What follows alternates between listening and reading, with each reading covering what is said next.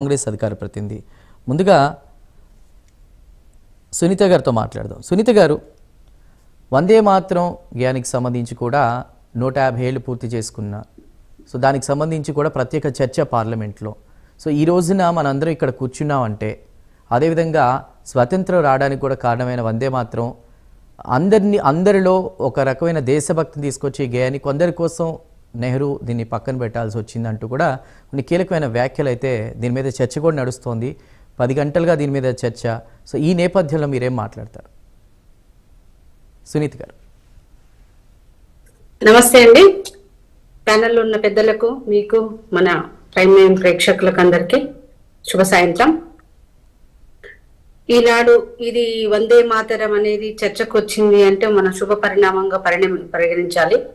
ఎందుకు అంటే మనకు వందే మాతరం అనేది బంకిం చంద్ర చటర్జీ గారు తన రచన ఏదైతే ఉందో అది రాసి కూడా మనకు ప్రాచుర్యంలోకి వచ్చి మన దేశభక్తి గీతంగా మనం పాడుకుంటున్నామంటే ఈరోజు దానికి 150 సంవత్సరాలు పురస్కరించుకొని మనం ఈ నవంబర్ నుంచి మేము ప్రభుత్వ పరంగా దాని సెలబ్రేషన్స్ చేస్తున్నాము.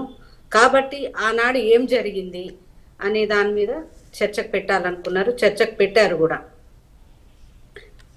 వందే మాతరం అనేది ఇప్పుడు మేము భారతీయ జనతా పార్టీ మేము వందే మాతరం అనేది భూమికి వందనం, మనము తల్లిని గౌరవించాలి అనే దానికోసం మన పార్టీ కంటే మనకంటే అన్నిటికంటే దేశానికి ప్రాధాన్యత ఇవ్వడం అన్నమాట.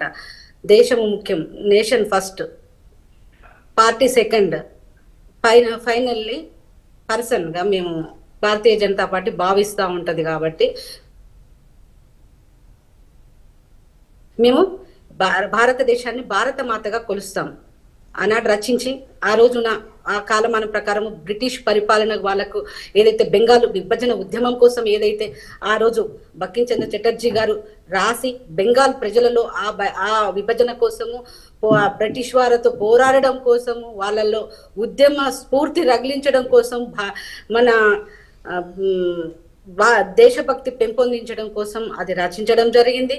కానీ కాలమానంగా తర్వాత దాన్ని 1909లో కానివ్వండి, 1937లో కానివ్వండి, వారు రచించిన ఏదైతే పూర్తి గేయం ఉందో దాన్ని ఒక 2 చరణాలకు పరిమితం చేసి మిగతాది పాడకుండా దాన్ని మన ప్రజా బాహుళ్యంలోకి తేకుండా దాన్ని తొక్కిపెట్టడం జరిగింది. కొంతమంది కోసం, కొన్ని వర్గాల సంతుష్టీకరణ కోసం చేసిండ్రు అనేది మనకు ఖచ్చితంగా కనపడతా ఉంది. అక్కడ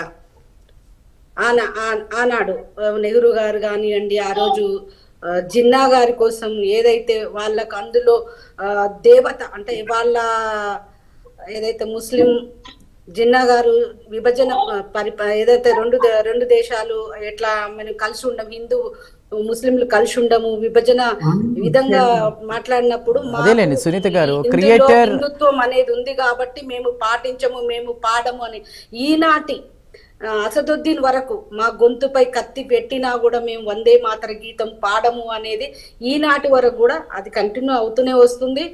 వాళ్ళ సంతుష్టీకరణ కోసము ఈనాడున్న కాంగ్రెస్ కూడా దాన్ని కాపాడుతుంది. దేశం కంటే మతం గొప్పదని కాంగ్రెస్ కూడా ఆ భావజాలంతోనే దాన్ని 2 చరణాలకే పరిమితం చేయడం జరిగింది. ఆనాడు ఏం జరిగింది అనే దాని మీద చర్చ పెట్టడం జరిగింది సార్. ఇప్పుడు రైట్, ఓకే. మిగతా వాళ్ళు కూడా ఏమంటారు చూద్దాం. మనకి శ్రీహరి గారు ఉన్నారు, మంగళంపల్లి శ్రీహరి గారు.